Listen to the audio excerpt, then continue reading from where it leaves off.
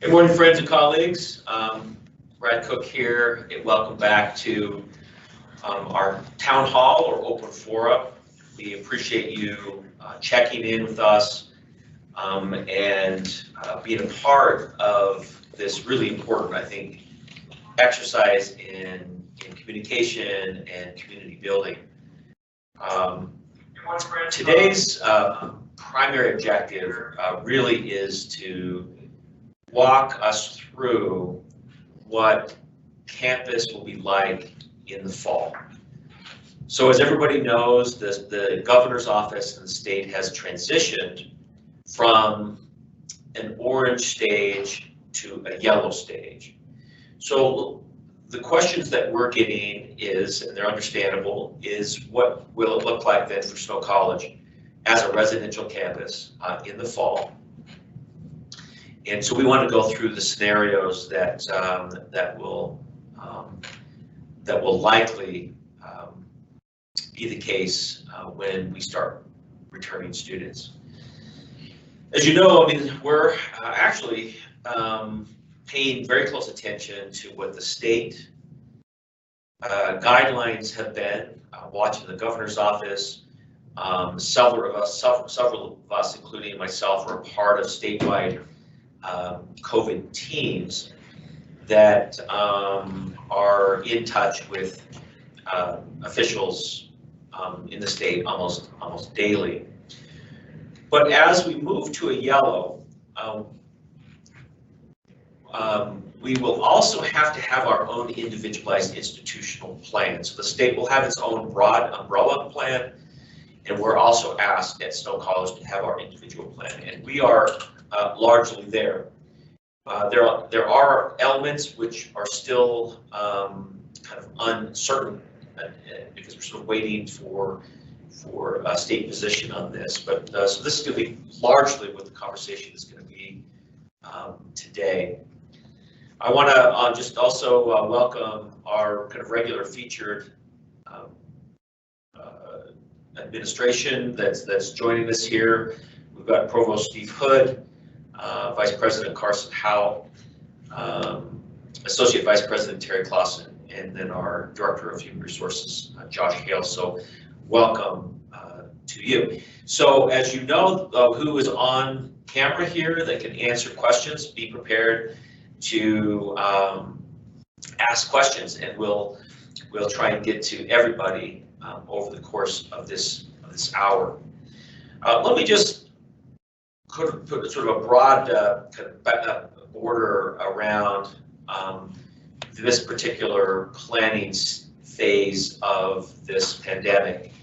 If you've been paying close attention to the state has been putting together a plan called Utah Leads Together. It comes from the governor's office, but also being guided really by the Levitt partners. They have been commissioned by the state to help map out the various stages. And as you might recall, in terms of the color-coded system, we started out in March, April with a code red, which we all sort of lived through. We transitioned to a code orange, which made it a little less kind of strict, but still a lot of protocols in place. We're now moving to what's called a low-risk phase, a yellow phase, and sort of try to get our arms around what yellow means to us is really the topic for today. Some of the principles, though, that have guided both the Utah Leads Together plan and our own efforts here, and I really want to thank the EOC, this is the Emergency Operations Committee. We meet weekly on this. In the last week or so, since the state has moved to a yellow, we've been frantically kind of pulling together what that might mean for every aspect of campus. And I really want to thank our Emergency Operations Committee members, and particularly Wayne Bushman, who really has acted as editor on this. And a little bit later on, you'll get a sense of the document that will be operating from, that will be live on the web. as soon as we get approval, really from the state on some of its details. But it really was a yeoman's effort by everybody. Wayne,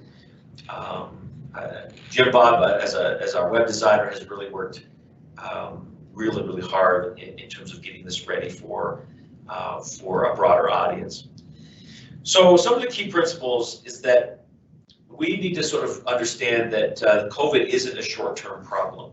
We're going to be living with this risk for some time. So how do we actually manage something that's going to be with us in some degree for a long time? And I think this is going to require, of course, vigilance on all of our part, but also being closely attentive to data and data-informed decision-making.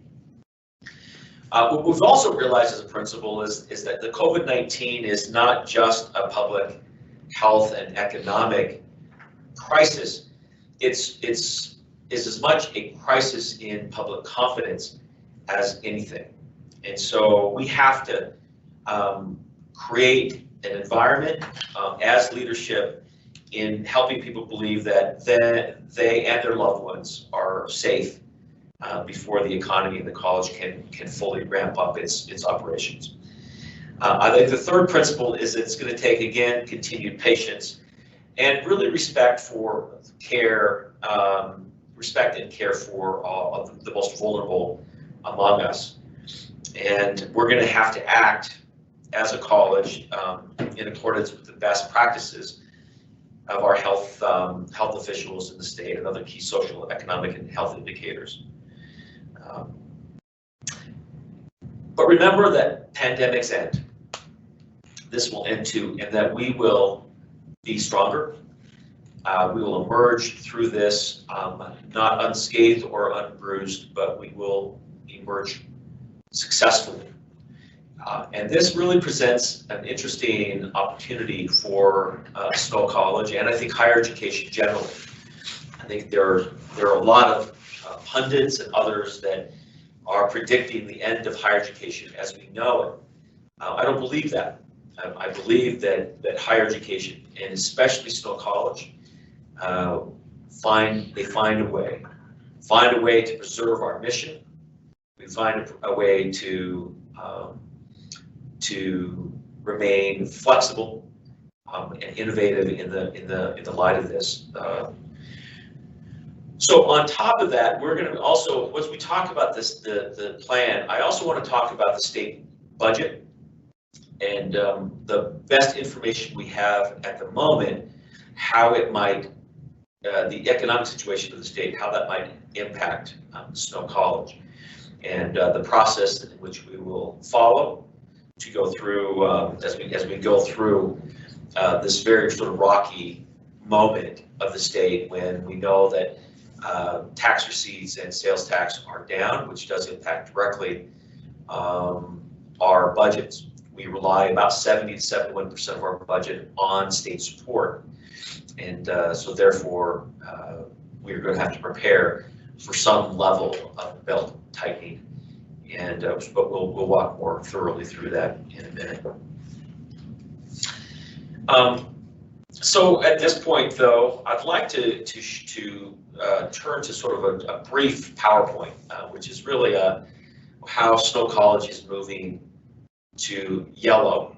This is the low risk phase. We've essentially adopted the state graphics here for our own purposes because I think they work for us as well. And these will again be on our website. But just to remind you that what a yellow actually means is that there's a gradual opening up of the economy and also our campus, but with some very clear safety protocols in place.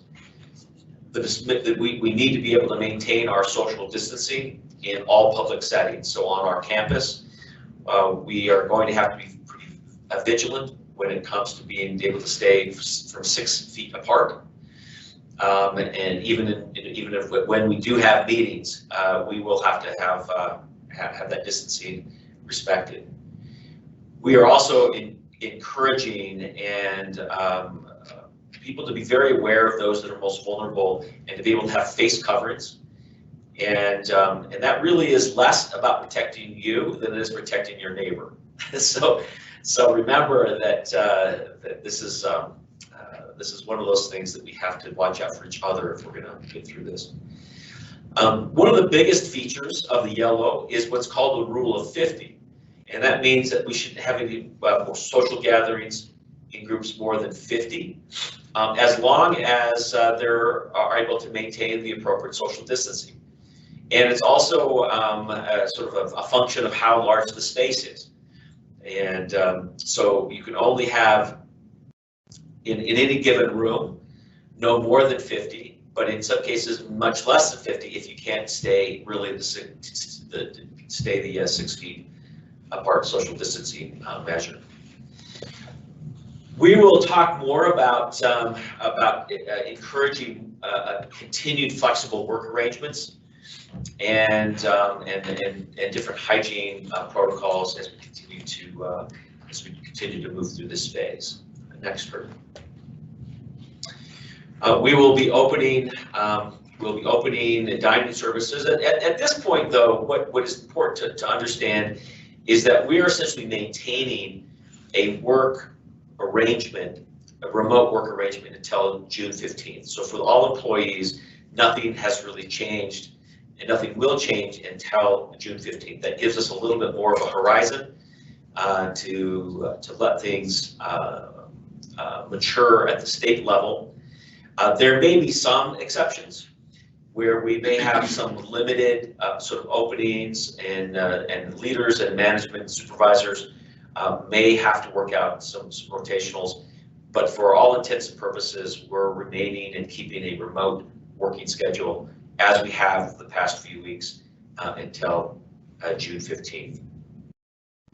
Also yellow, you can see here in the graphic that the K-12 schools are planning on reopening in this next fall, and so are we. And we think that's important. We think we can get through this, but what will that actually mean when we have students returning? So let me just kind of give you a sense of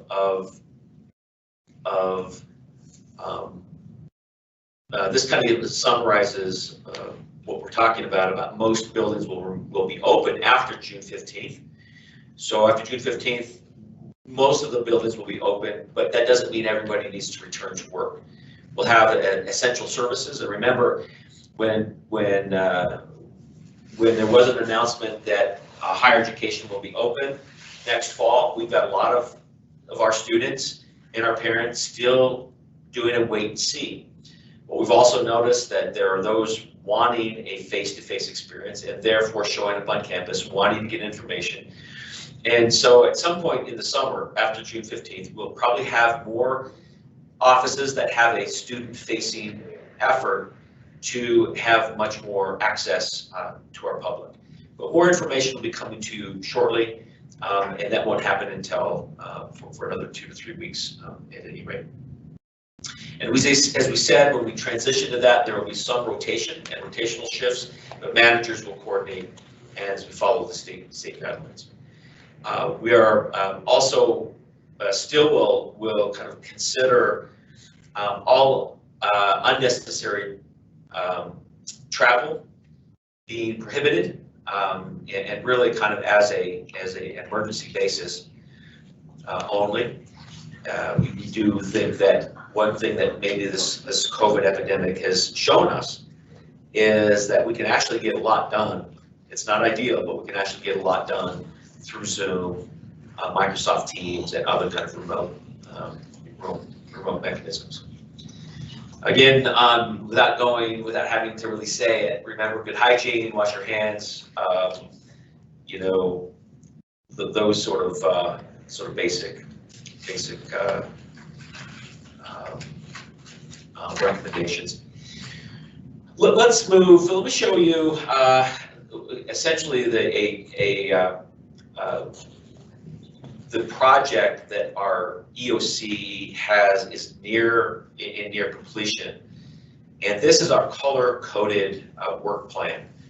the intention of the color-coded work plan is what does Snow College look like under various colors.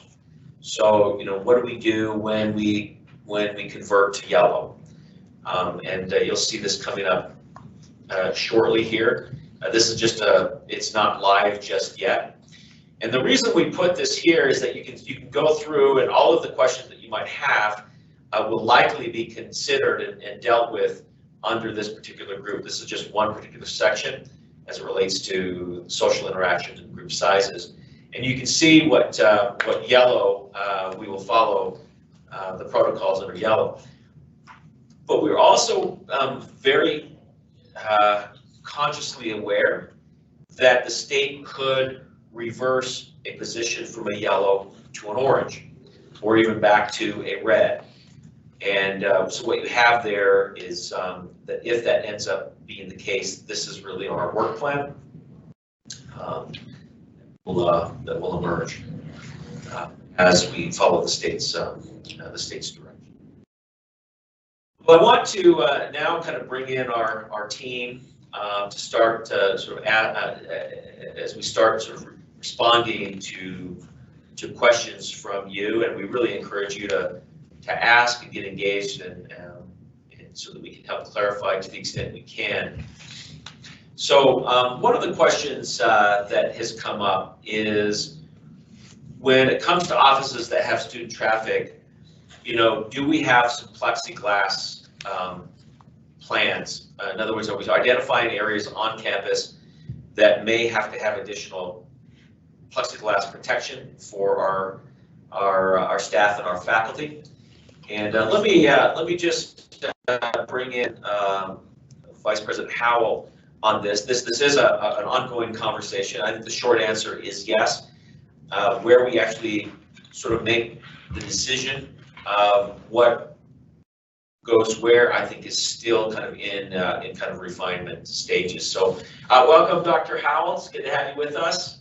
How would you respond to the plexiglass question? Yeah, so there is a review going on right now with the facilities team in looking at areas where we may need plexiglass to make sure that students and staff, faculty are safe.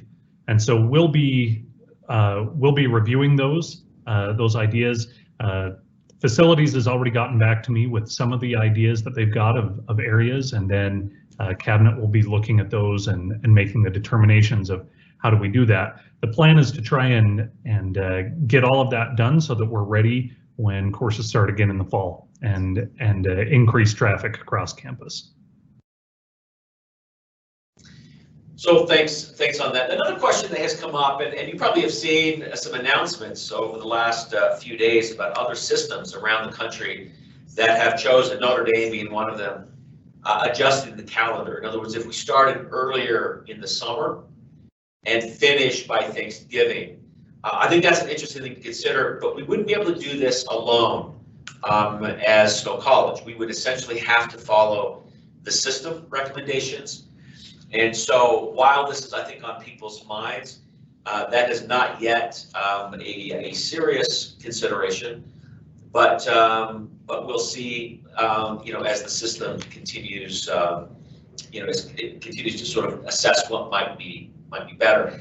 I think the rationale is because there is a worry about a resurgence in the fall and winter, and so if we can, I think their argument is if they can be able to get a face-to-face experience earlier in the summer and fall, then people can be home for the higher risk area. So I think there's a coherency and a logic to it, but at this point, the system hasn't considered that. Maybe next time that we talk to you, maybe they will, which does mean that we would have to kick in a fairly significant planning effort to do that. So, Steve, let's bring in our provost, Provost Hood. Good morning. Nice to see you. It's good to see that you have a haircut. Apparently, I can't find, a pair of scissors, but it's good to see someone's looking respectable. Well, Carson, you look respectable too, most of the time. I think one of the major questions that people have on their minds is, okay, what will At this point, if we do bring students back, how will that go? You know, in other words, so you know, will we have full classes? If we end up having this the 50 rule with 6 feet in between, how do we sort of manage all of that? There are likely questions related to testing, and we'll get into that in a second. That we want to make sure that we aren't bringing people back without having some assurances that we're not putting people at risk.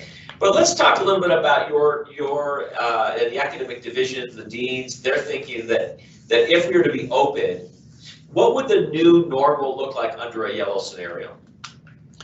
So we will have face-to-face classes scheduled just like we put on to the schedule. We will encourage social distancing of having students sit apart from one another where possible. We've looked at classrooms, we've been inside, we've looked at the way that the chairs and the rows are configured. In a lot of classrooms, it's just not going to be possible to have 6 feet of distancing.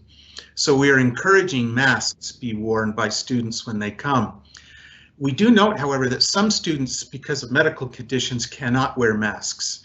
And so it's just the opposite sometimes of what you might think. Some asthmatic students, some who have different kinds of other types of ailments are not able to wear masks, and so it's going to be a little bit difficult. But what we want to do is we want to make the classroom environment as safe as we possibly can. So there will be cleaning solution with paper towels that will be available, and then at the close of every class, we're hoping that the instructors will ask the students to help, and we can clean down the surface space of desks and tables and so on, and clean them with the paper towels and with the cleaner, so that we're doing the best we can. It is not foolproof. It's not we're not sterilizing in the way that an autoclave does or anything like that. But what we're doing is we're trying to do our best to keep it as safe as possible. We are sending messages to students. We are letting them know that we expect them to bring masks and to wear them where possible. Faculty members who are leading discussions will not have to wear the masks unless they want to, because it will be very difficult to be able to wear the masks and be able to lecture and to run class discussions and so on. So we'll do the best that we can there. For some classes, such as our music classes, we have ordered different kinds of infrared thermometers and so on. And what we're going to be doing is we're going to be watching that very carefully, because choral students and students who play musical instruments tend to put a lot of water particles into the air. And so what we're going to do is we're going to be monitoring them from time to time with temperature checks and so on to make sure that we're doing the best we can. So we're doing everything that we can to try to make sure that we're doing that. We're going to have lots of reminders to have students and faculty and staff wash hands frequently and so on to try to keep it safe. Again, there's no guarantee that this is going to work, but we're trying to cut down on the risk. I think that's an important point to make. We know with any sort of kind of infectious disease like this is that we know that there will be some infections. But what we do is have the safety protocols to be able to quarantine, isolate, do some tracing to minimize that. So this isn't going to be absolute 100% proof. But what we do know is that with the right kind of vigilance and support, we can manage those kind of risks. So so I guess one of the questions that faculty are asking is, how do we prepare for our classes in the fall? And I think, and again, Steve, you can weigh in on this, but my answer at the moment is that we need to prepare for a face-to-face engagement. However, we also want to identify those that are most at risk in terms of our staff and our faculty. And that really is largely determined of those that might be over the age of 65. If they have any underlying sort of health conditions, then we will find ways in which they can continue to work remotely. So we don't want to put them at risk. But we also, I think, would say generally the faculty need to prepare that if we revert back to orange or even to a red, it may look very much like what we did in the spring. So Steve, any other kind of insights at this point in terms of how we ought to sort of prepare faculty for a yellow fall? Yeah, so if we stay yellow, that would be good. We can continue face-to-face for the most part, although as President said, for some faculty members that are high risk, or if faculty member has a child that's high risk, we don't want them even in a yellow situation teaching in the classroom face-to-face and then taking back any part of this disease that may infect a son or a daughter. So we want them to consider, maybe in those cases, go ahead and teaching through Big Blue Button or Zoom or another approach. But every faculty member should have backup in their mind about what they're doing. We have been in contact with the deans and the department chairs, making sure that faculty understand that if we need to go back to an orange or a red staging again, that we are ready to pick that up, and we would really prefer synchronous teaching. And the reason why is the synchronous remote learning. Students have gotten back to us. As a general rule, they did not care for the online, and we did not have, in looking at courses where it was taught mostly online when it was previous to the outbreak, it was face-to-face, and then for those classes that went online from face-to-face, it didn't go very well for a lot of students. They did not like that. The students that stepped with the synchronous, it went a lot better for them. So we want you to do the best you can to try to make that classroom situation duplicated as close to face-to-face as possible, so that it's something, a way that we can reach students. So at this point, I would be thinking about how would I take this particular portion of my class as I teach it, and if I have to move online, or excuse me, to remote teaching, how would I do that? What would be the best way to present this? And there's all sorts of stuff now that's coming out that's been a review from different websites. If you go to even the Northwest accreditation, nwccu.org, they have all sorts of tips on what they have learned. They've been gathering things that they suggest that you can do. The Utah Education Network, UEN, they have a service that will help you in terms of your IBC courses develop particular tactics to make your remote learning more engaging and so on. So there's lots of help out there. We're also doing online training this summer as well, and we have a lot of participants, but we just want to make sure that we're giving our students the very best product that we can. You know, and the reason why we know this, we're actually in pretty regular contact with our returning students. So just to kind of give you a sense of where we are with enrollment, and I'll come back to the point that Provost Hood is making, is it looks like as of now, right, our enrollment for fall is up. We are up in new students, but we are actually we're actually 17% down on returning students, 17%. So we are in a calling campaign of contacting every single returning student to Snow College to make sure that we're answering their questions, finding out what they're concerned about, you know, how can we help them, whether it's, you know, financial aid and FAFSA questions.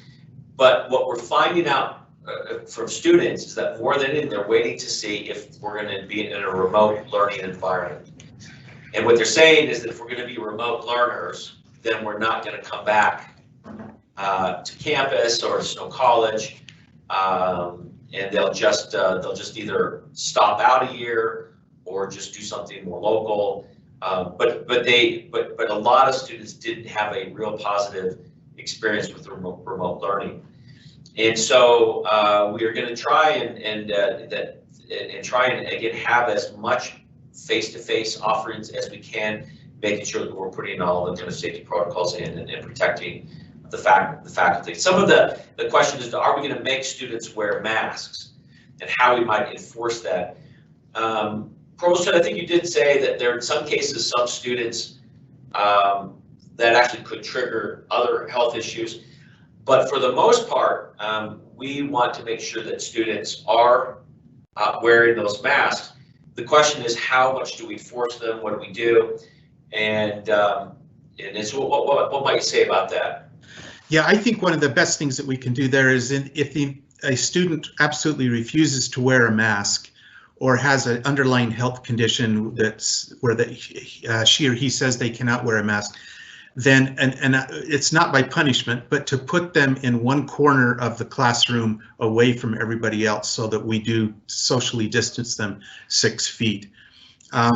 This has become a flashpoint in the public.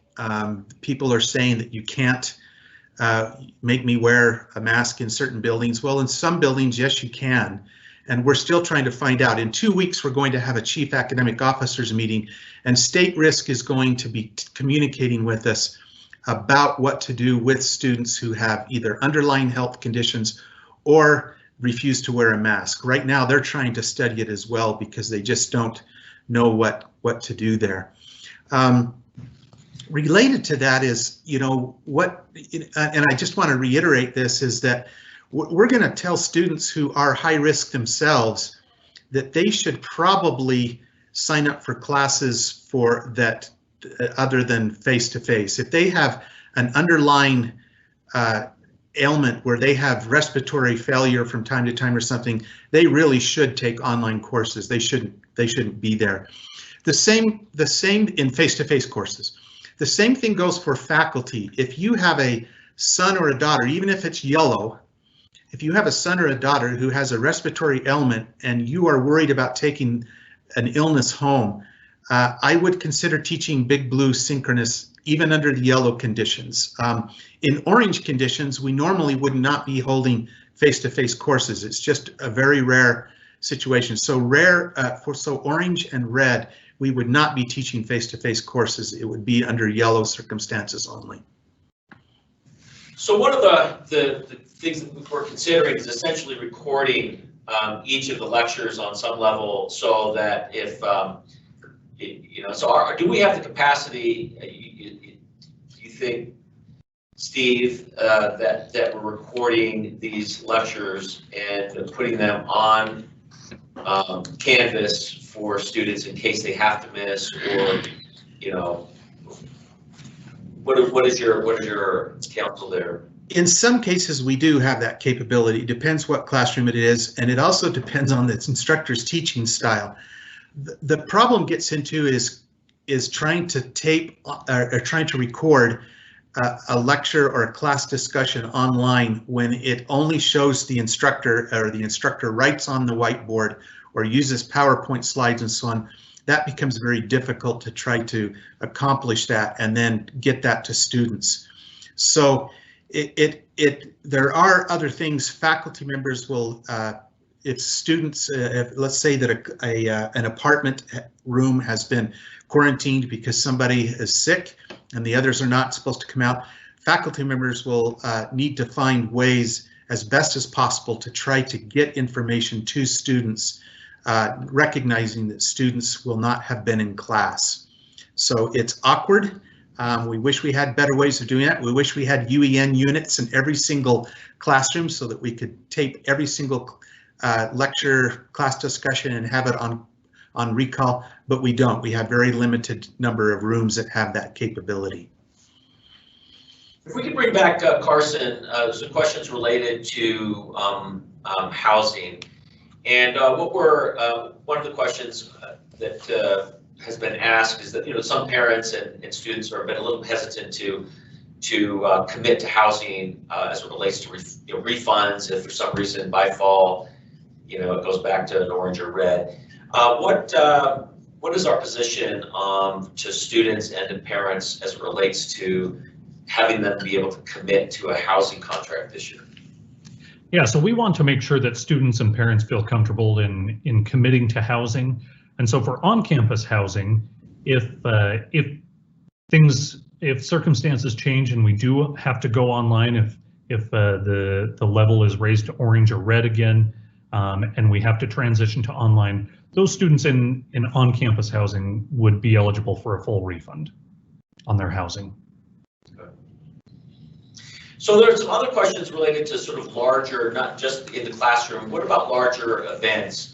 You know, there's some question about, you know, the football season next year, or some of the other athletic competitions. If we are allowed to, and I will tell you at this point, we are planning on having a football season. The questions that are being discussed at the Scenic West Athletic Conference level and the other presidents is just what is the number of competitions that we will have. Many of the states that are in the Southwest Athletic Conference have got hit harder, much harder than Utah. Nevada, for instance, we do compete with the College of Southern Nevada. Man, I'd hate to be that institution. And so their athletic programs are going to be taking a hit, as well as Colorado and Idaho. So the conference itself will be making some harder decisions after June 15th to decide what level of competition, what numbers of games that will occur, and mostly not only from a safety perspective, but also from a financial saving standpoint, save on travel, save on officiating costs, etc. But the general rule for larger events, plays, sporting events, is again the rule of 50 under the yellow category. So in some cases, if you're outside, you can have events above 50, but only if you're able to maintain that 6-foot spacing. And probably no more than about 100. I think that's really what kind of the best answer we have at the moment. When it comes to, say, our plays, again, we'll have to have a 6-foot distance between seats, which will really cut down on participation. But as of now, we think that they'll be able to have these live events under a yellow.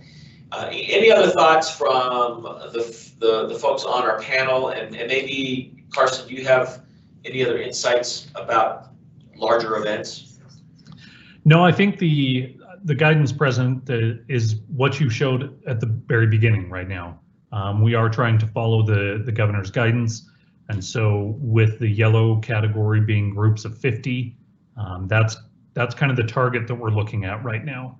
And so again, as you mentioned, with external events that are outside, there may be a little more flexibility in that. And so we'll be monitoring that, and we'll be providing that information to campus and to students and staff and faculty. But right now, the plan is to stick with the governor's recommendations and the state's recommendations of at a yellow phase to limit the groups to 50. If we could bring if we could bring Josh in at the moment, and welcome, Josh. Nice to see you this morning. So some of the course questions are, you know, what can employees expect in a yellow, and how will life look a bit different after June 15th? Yeah, great question. So first off, as we mentioned, a lot of offices are going to be open starting June 15th. But just because offices are open doesn't mean everybody's here. So what we're going to have most likely in most departments is a rotating schedule where maybe half of the office will be in, or maybe not even half. But basically enough people in the office to handle walk-ins and people that kind of need that in-office support while having other people still working remotely. So offices and buildings are going to be open. That doesn't mean everybody's rushing back, you know, on June 15th. So a message is going to go out to managers either later this afternoon or tomorrow morning, with some more guidance and some suggestions on setting up those rotating schedules. So that's probably the biggest thing that's going to change. Again, we still want to encourage a lot of remote work, and as the risks, as the risk level decreases, we want to kind of slowly get things going again. So we also want to help employees know that we will be providing masks, and we'll be shamelessly having snow badgers on that mask, and we're working on to see if we can get masks for every student as well. But you want to talk about mask availability? Yeah. So we have several of our part-time workers that don't have a lot of work right now. They're going to be busily making masks for us. So we're hoping to have enough for at least most employees by the time we get to the 15th, and then they'll continue to work on making masks for students as well.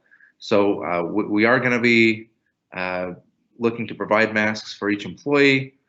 In addition, we do also want to remind everybody about the state's free mask initiative. So if you go to coronavirus.utah.edu/masks, you can order a mask there as well.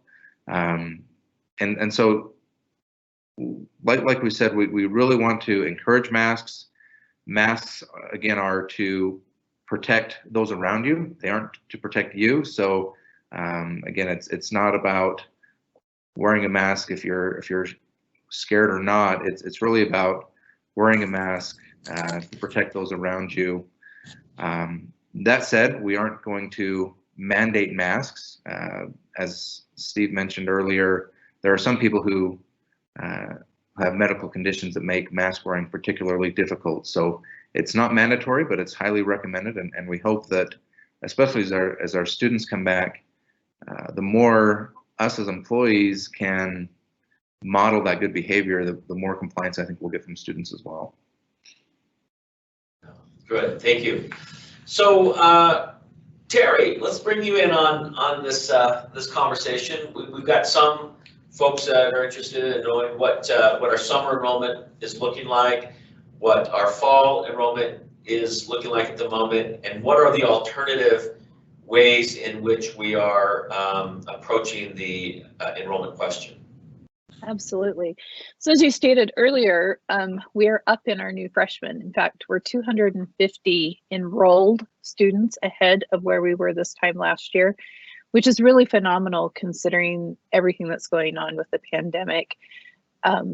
We know a lot of students are kind of hedging their bets. They're waiting to see, but our admissions advisor shared with me yesterday that they've had a lot of students reaching out to them where their plans have changed. And so they've chosen to come to Snow. I think anything that we can do to share that message that our plan is to be here on campus in person, even if it might look a little bit differently, is going to be really important to maintain that enrollment. Enrollment is going to be so important for us budgetarily and to sustain us through these coming times. We are down in continuing students for fall, as the president mentioned, but I have to give a huge shout out to our colliers in the calling campaign, because they reached out to, I don't know how many, like 2,000 or 3,000 students, I want to say, just over the space of a few days. And within like 3 days, we had 200 additional students register for fall. So we've narrowed that gap considerably, but we still have 17% just to get us to where we were last year. As the president mentioned, we have a lot of people that are just waiting to see, and we want them to feel confident that we are going to be here for them and that we're taking the proper precautions to make sure that students are safe here on campus. So we're hoping to see that. Our summer enrollment, we're down a bit over last year, and I have a feeling it's likely due to the fact that students are a little bit concerned. They don't want to have a repeat experience of online that they experienced in the spring. But we've had a considerable increase in registered students over the past few weeks, and we've done several campaigns to really advertise those summer courses for students to get a head start or to, you know, finish out strong, and give them some options. We really have until June. I think it's June 11th. I don't want to say that incorrectly, but I think that's when our next session starts, or maybe it's June 1st. And so we're pushing that still. And so we have a little bit of time to capture a few more students for that summer, because summer really helps our financial bottom line with enrollment. We also want to say that we're actually making much better progress on our CBE Online initiative than we had even projected. So that continual strategic push will be important for us as we try and open up the gate for non-traditional students and other students that might not consider coming to Snow College otherwise. Any other thoughts, Terry, that you want to share with the group? Yes. So we recently finished up a consultation with a group called Ruffalo and Levitz that took a look at our scholarship and financial aid practices. And some of their findings were really, really fascinating. And I want to put this out to campus because I think everyone can help us with this initiative. But it's in their findings, they found that if we have students fill out the FAFSA, the likelihood of them attending and continuing on at Snow College is extremely significant. We are very, very low in our FAFSA filing, despite the fact that a number of our students receive financial aid. So I would really encourage, as you talk to students, I'm getting a little weird echo. So as you talk to students, encourage them to fill out the FAFSA, in those conversations, especially if either it's prospective students or continuing students, if they have financial worries. The very first question that we should ask them is if they have filled out the FAFSA. And to get that, we really want to increase our numbers. We're pretty steady as to where we were last year. And we really want to see if we can get at least a 5 to 6% increase in our FAFSA filers for this fall. Just getting 5% more students to contribute to, or just to file FAFSA and their award is huge for them, and it's huge for the institution too. To the point that if we were able to get 5% more students, applying for FAFSA, would yield about another $1.5 million for the campus. We have a very low, as Terry said, a very low filing rate, 26%. It's one of the lowest, I think, in the state, which is one of the lowest. Utah's one of the lowest. And that's there are lots of reasons and complicated reasons for that. But for the most part, what we hear is that people don't file. One is they don't think they'll qualify, and two, it's a difficult file to navigate. The good news is that we've now partnered with a group called frank.com, and this is free to the students, but the students can essentially, within less than 4 minutes, answer questions related to their related to the FAFSA, which will then give a student and their parents a very close approximation of what their FAFSA award can be. You want to talk about that, Terry, a little bit about what Frank has done an incredible job. And again, it doesn't cost the student anything, but it expedites and kind of mystifies the FAFSA filing process, which, talking to Jack Delane, if you're to fill out, it's 100 some odd questions. What Frank does is distill that down to just a handful of questions that will get you a really good idea of what you might anticipate from a Pell Grant. Yeah. So the actual website is with WITH Frank FRANK.org. And I would anyone is welcome to go out to that site and play around. It is absolutely fascinating. I will say it really simplifies that process. As many of you know, if you've ever filled out the FAFSA, either for you or for your child, it can be quite the onerous experience, and you have to make sure that you've got all your paperwork in place, and it's really just kind of petrifying if you have never encountered anything like that before. I've worked in the industry for a long time, and when I filled out the FAFSA not too long ago for my daughter, it was a chore, and I can't imagine how some of our students, especially first gen, that they don't have anyone to help them navigate that. Frank does this really easily for those parents and students, and they put it into language that is easily understood. So it's not using industry jargon that we all tend to use because we're familiar with it, but it will give you your estimated aid. It will tell you, all sorts of things, and it will help you file the FAFSA.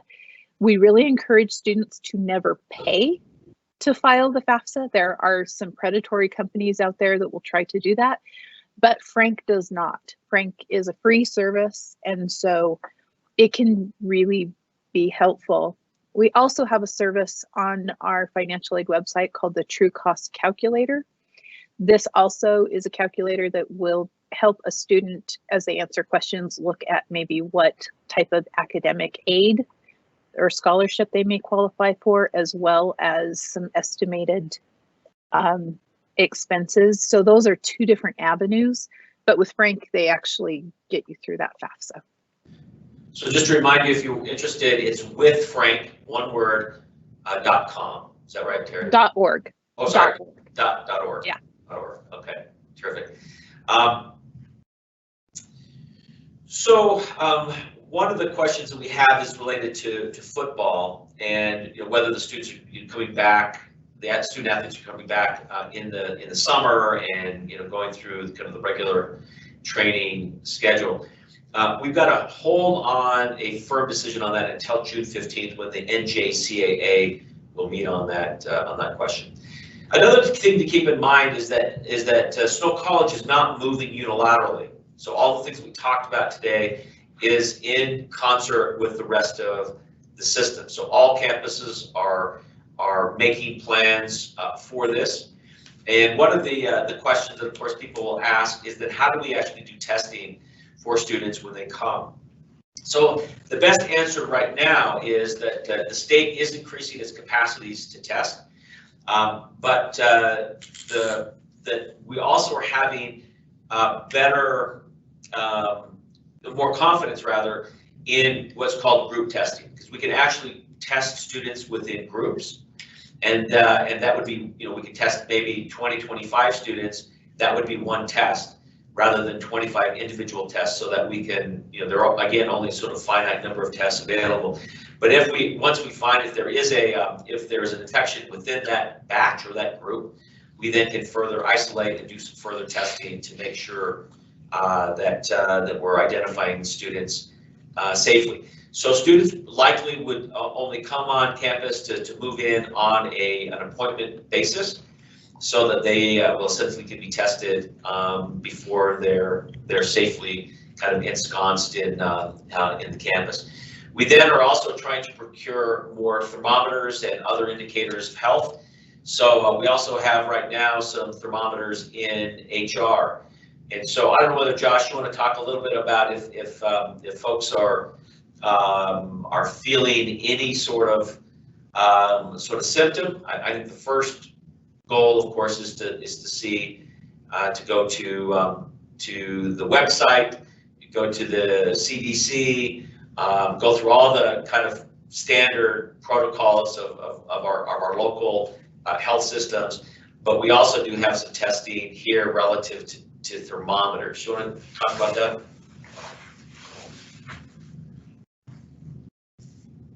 Oh, looks like you're on mute, maybe? Okay, got it. Okay. Yeah, we do have about 5 thermometers here in the HR office. So if anybody is interested in coming and getting their temperature checked, that is available.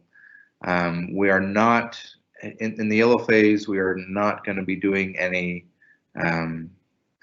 mandatory testing, but we do want to have the resources available for people who are interested or maybe worried. And so, yeah, we have at least 5 now. We're working on acquiring more. Again, we just want to make sure everybody has the resources to kind of monitor their health and keep themselves and those around them safe. So, Dr. Michael Hoff, thanks for your most of your comments are anonymous, but Michael, you are not anonymous, so I'm calling you out because I appreciate you being so active and interested. And so, a couple of questions that you had asked. One is, did you hear right relative to the rule of 50? And that the rule of 50 does pertain to any inside event, so no more than 50 within any sort of contained space. There's only some consideration above 50 if it's an outside event, and even then it needs to be spaced 6 feet apart. So that's one thing. Your question though is, can we ask students to have their own thermometers? And that's something I guess you're considering in your music ensembles, to ask students to bring their own thermometers. Josh, what is your sense of that, and to what extent can we enforce that? Are we in a position where it's really largely going to have to be volunteer?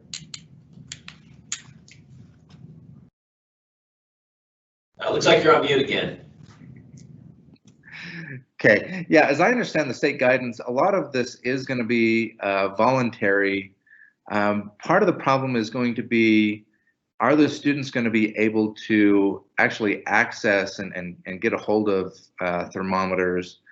So that's something we'll probably want to do some more research on. But you know, if students would prefer to bring their own thermometers and not be tested by the ones we have, they're certainly welcome to do so. It's probably also important to mention that the thermometers we're procuring are the no contact thermometers. So so the worries of, well, you know, do we want to be passing around a thermometer and have, you know, 50 people in a choir touch it, you know, within a few minutes? That's not going to be a problem because we are getting the no contact thermometers. But you know, that's a good point. I think that's something that we can take back to the EOC and do some more research.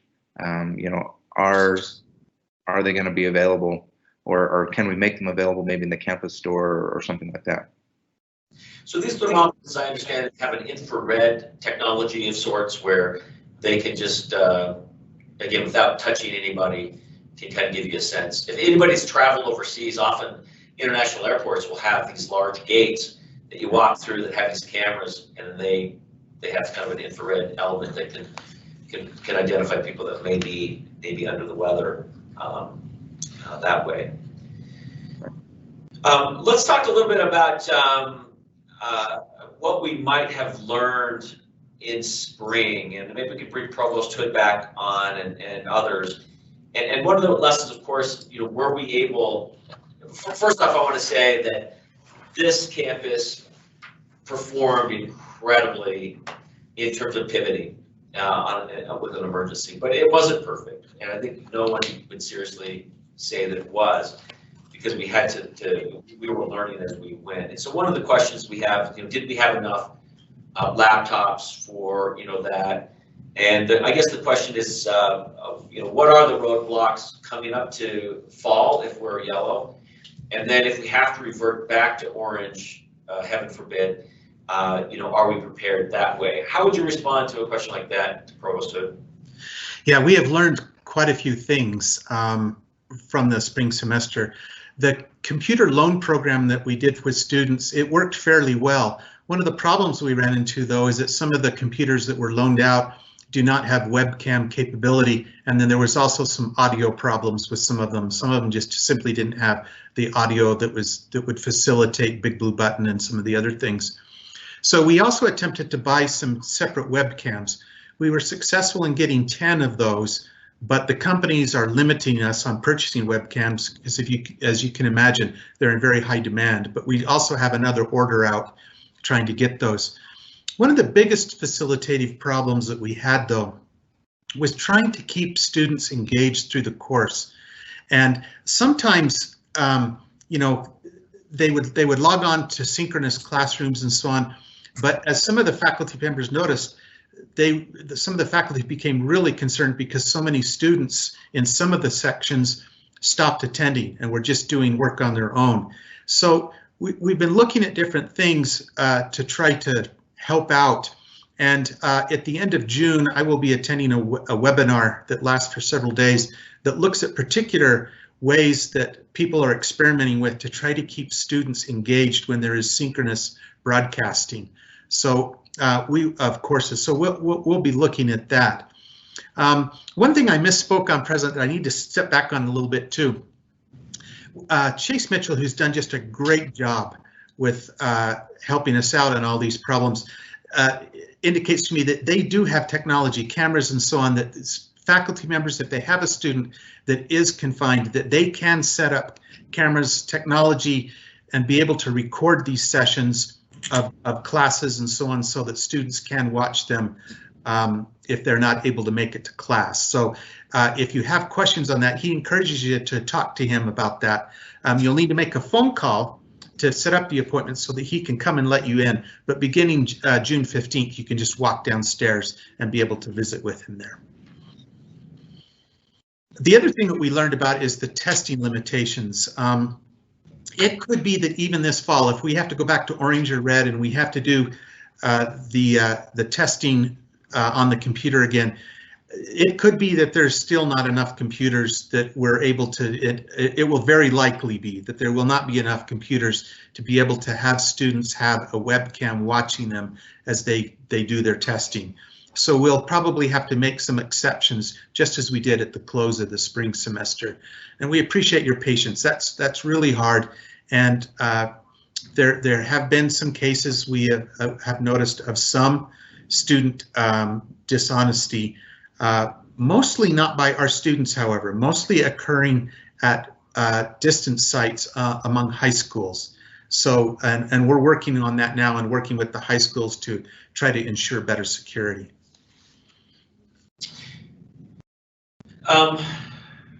Thanks. We've got a question coming in about masks and mandatory 6-foot social distancing.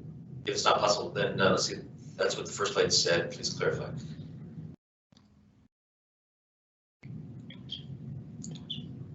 Josh, do you want to sort of maybe take this? Do you see that question on your screen?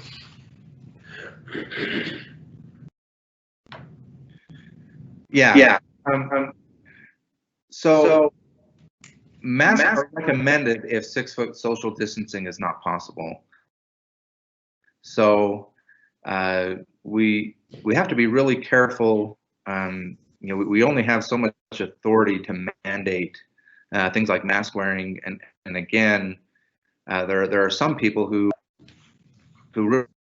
really end up developing some significant problems if they are required to wear a mask. So masks again are highly recommended with 6-foot social distancing, or if 6-foot social distancing is not possible, but they are not mandated. Okay, I hope that helps.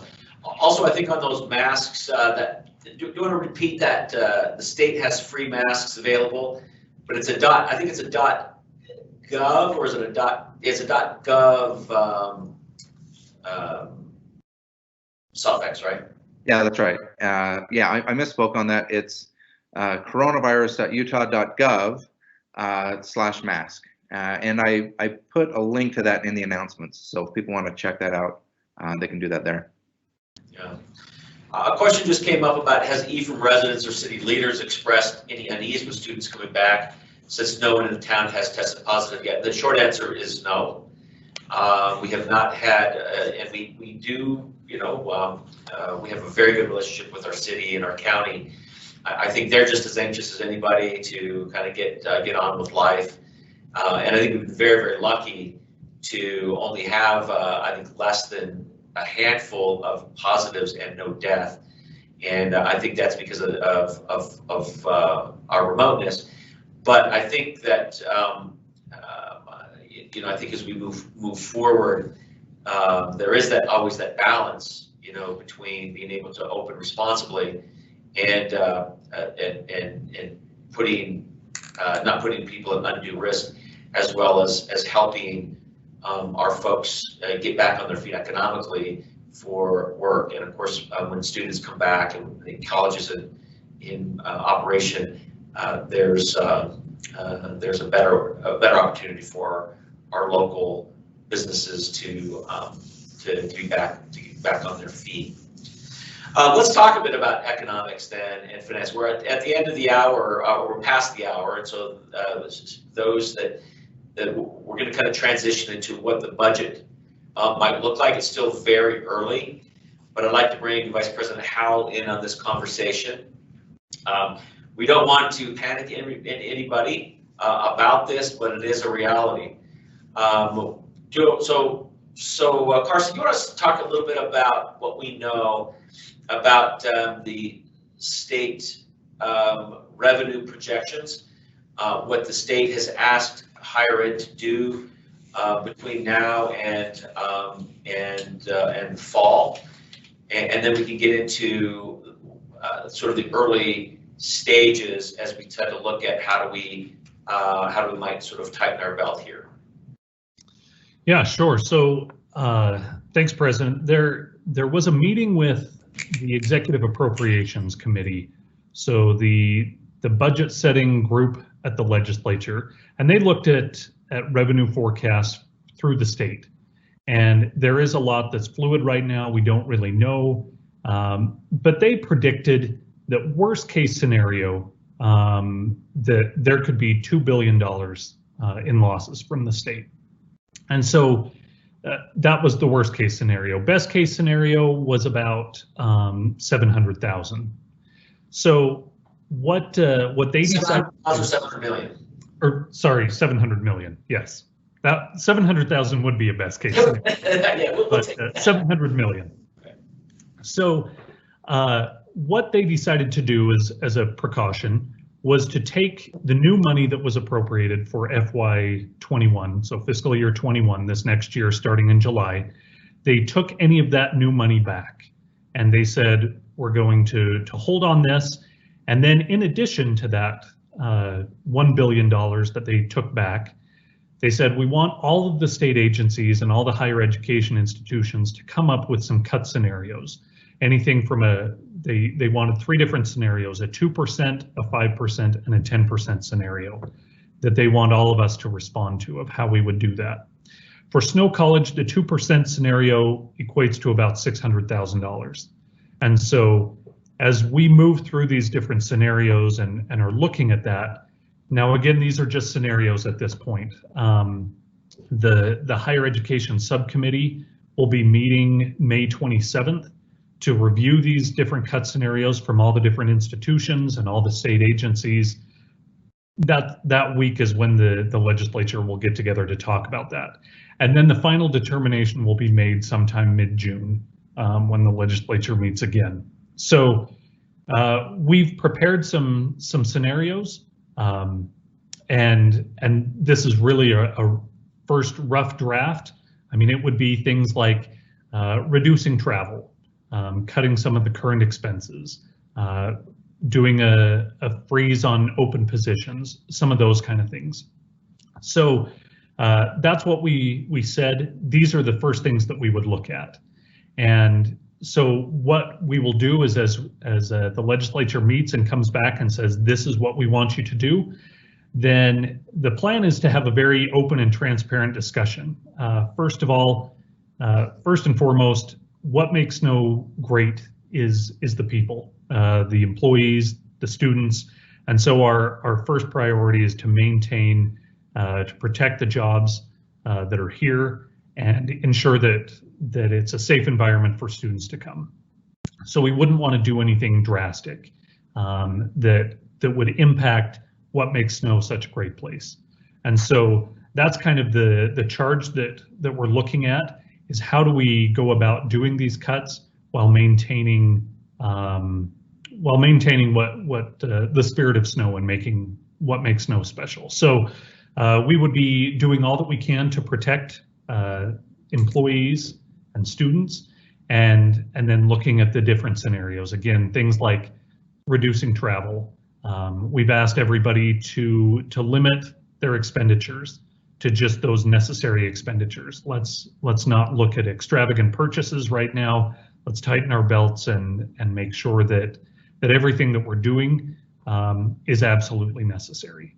And so those are the guidelines that we are kind of operating under right now. Again, by the middle of next month, so probably in about a month's time, we'll have a little better idea of what the legislature wants us to do, and then that planning will be done in earnest. We're going to do everything we can to prevent layoffs. I think we're in a different situation. We're in a better situation than most campuses. You may have seen some of the decisions that SUUs had to make.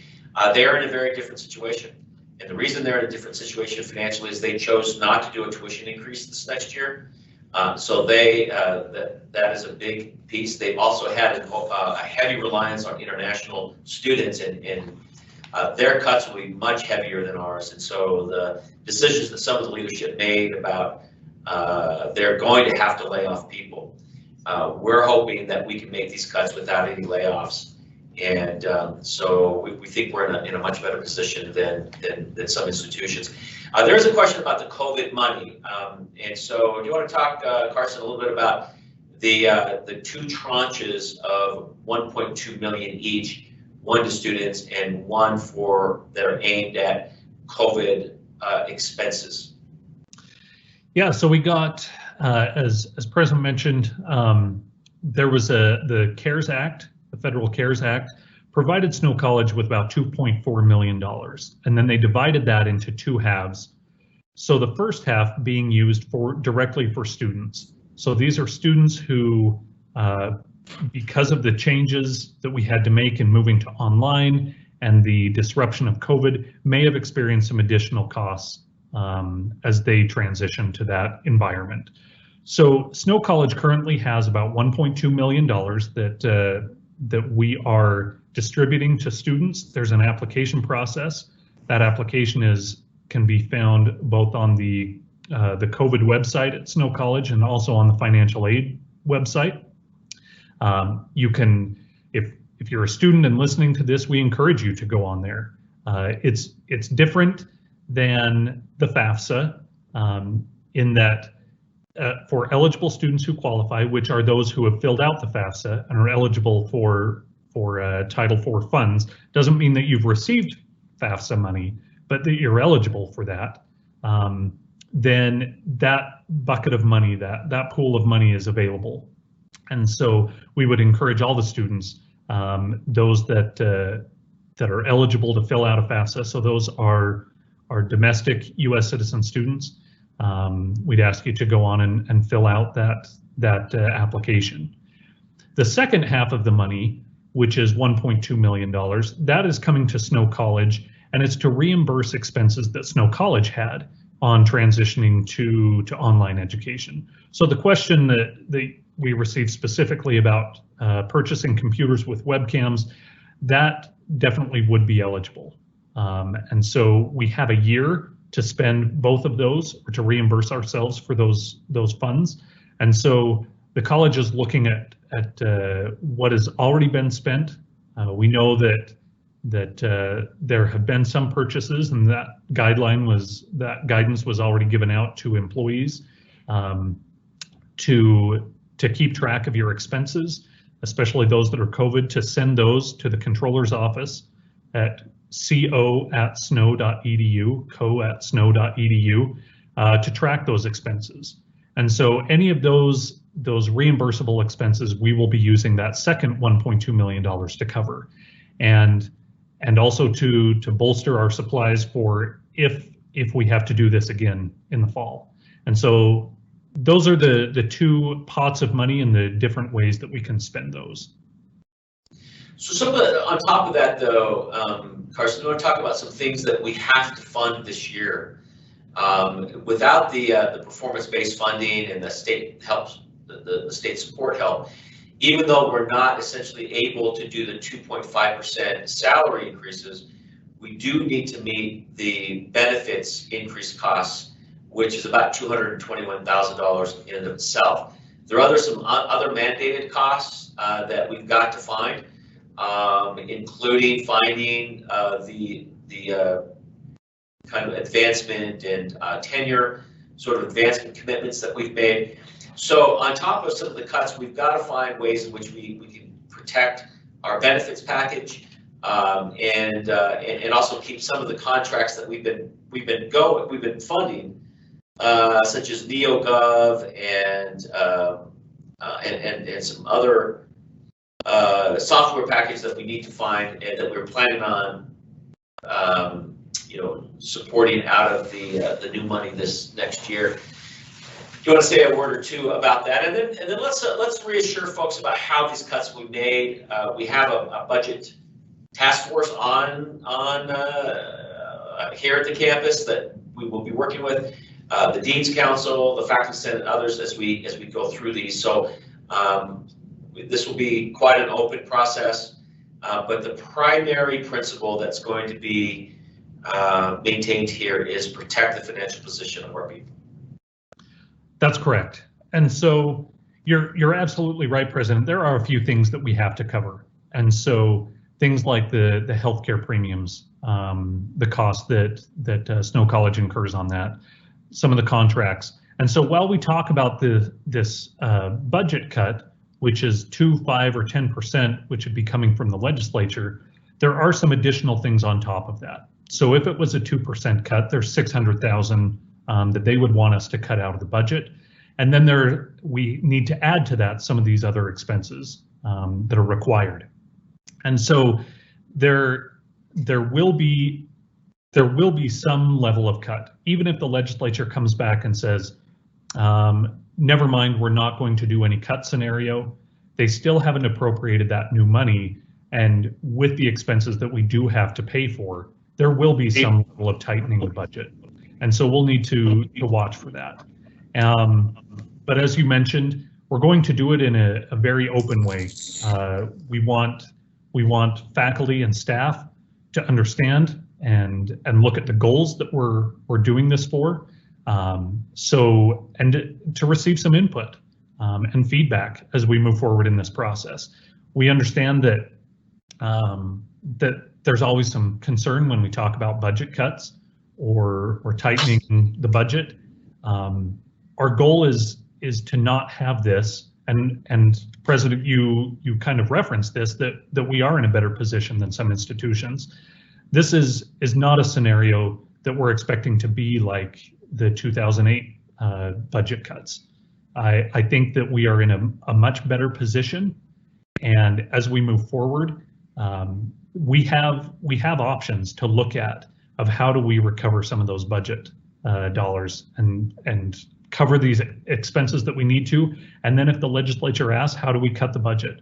We really believe that there are opportunities as we go through that in order to make those cuts. That it really our goal, as you said, is to protect the financial position of the employees here. So we will be moving in that direction, but we will be looking for feedback and input from faculty and staff. And so we want everybody to rest assured that those discussions and those decisions, while they lie with administration, will not be done solely based on behind closed doors just with administration, but we want this to be open and feedback given with faculty and staff. And this is assuming, of course, that we have at least a flat enrollment. If we have a enrollment growth, that's going to be better for us. And if we are anything less than enrollment the last year, then the cuts are going to be deeper. So this is actually assuming really a flat enrollment posture, which if we can gain some growth there, that will lessen our financial burden as well. Yes, that's correct, and I think that's why the work that Terry and her team are doing, that work is so important. And President, I know that you've encouraged everyone to talk about Snow College and share your stories on social media. That's a great way. A lot of students are concerned about are we going to have classes as normal? Is face-to-face returning? And the plan that you've laid out, President, is yes, we are planning on that. And so we want the students to plan on coming here for school. And as you talked about the FAFSA and increasing the FAFSA applications, that's another important way that we can help support and bolster the financial position of the college. Good. Well, listen, there is maybe just a couple other things. We're willing to stay on as long as you would like. Looks like we are sort of diminishing in attendance, but Josh, there is some non-COVID updates. The benefits of an open enrollment update. You want to talk a little bit about that?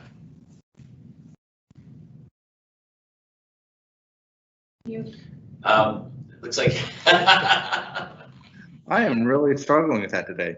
Yeah, so just remember, we are in open enrollment, so all of our employees who are benefited, make sure you take a look at what your coverages are, and if you want to make any changes to those, go on to php.org and make those changes. Also, just a reminder that if you are making contributions to a health savings account, those extra contributions turn off on June 30th, unless you tell us you want those to continue. So if you've been making extra contributions and you want those to continue, also get us the updated paperwork as soon as possible. Good, terrific. Well, listen, we're going to kind of wind down here, and again, thanks for everything. Now, just know that we will be posting the color-coded plan on the web as soon as we get approval from the state, because they're essentially guiding and orchestrating this by campus. We think it's really, really close. Again, there are some questions that we don't know, and that is exactly the protocols on testing. We're still kind of waiting on details such as that. We're going to have a next town hall meeting in 2 weeks. We were going to do it once a month. We feel like, I think that the more often we have this, I think people feel a little more engaged and informed. So we'll be meeting in 2 weeks' time. Remember that we're trying to communicate the best we can. If there are ways in which we can do this better, please let us know. Send me a message, any of the cabinet, and let us sharpen that up if you feel you've got any suggestions that you might have. We just also know that the best, as we try to communicate the best with the best information we have at the moment, some of this could change. You know, there is a possibility that while we are yellow and while the state is projecting a yellow posture and all UC institutions are going to be open in the fall, that could change given what might happen over the course of the next several weeks, you know, with a possible resurgence. But we're hopeful that that we've taken the progress, that we've taken precautions, and that the proverbial curve has been slowed down and bent to that is now in a much more sort of manageable situation. We want to thank both our faculty and our staff for all that they're doing. We want you to continue to keep hope. I think it's safe to say that we're through the worst of it, and we stay in contact with our local health officials, and the peak was much less than we had feared, and so I think that bodes well for us coming up. So if there aren't any other questions, I want to thank Steve and Carson and Terry and Josh for their participation. And I want to thank the IT staff for their work in preparing for these events. But mostly it's an honor to work with you all. It's a privilege to be in these communities and to be a part of you who keeps the mission of learning first and foremost on our minds as we help serve young people and our state. So take care, be safe, and we'll pick this up again in 2 weeks. Thank you.